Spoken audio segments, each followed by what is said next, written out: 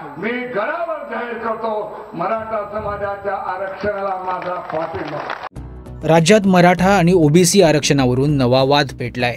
Maratha आरक्षणाविरोधात OBC नेते लक्ष्मण हाके हे आमरण उपोषणाला बसलेत, तर दुसरीकडे मनोज जरांगे पाटील हे मराठ्यांना ओबीसीतूनच आरक्षण मिळावं या मागणीवर ठाम आहेत। त्यांनी सरकारला अल्टिमेटमही दिलाय। त्यातच आता गोपीनाथ मुंडे यांचा एक व्हिडिओ व्हायरल होतोय। गोपीनाथ मुंडे साहेबांचं वाक्य पुन्हा ऐकून घ्या। त्यांनी मराठा समाजाच्या ओबीसी आरक्षणाला कधीच विरोध केला नाही। मनोज जरांगे पाटील देखील तेच मराठा समाजाचं ओबीसी मधून आरक्षण मागतायत। पंकजाताई, तुम्ही तुमच्या वडिलांच्या विरोधात जाऊ नका, असं अजय मुंडे यांनी व्हिडिओ पोस्ट करत ट्विट केलंय। मराठा समाजाला आरक्षण देण्यासंबंधी विरोध नाही।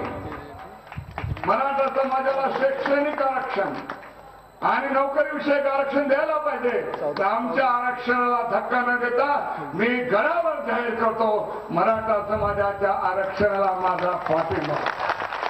आणि हे आरक्षण आहे, हे आरक्षण हे लोक देणार नाही तुम्हाला,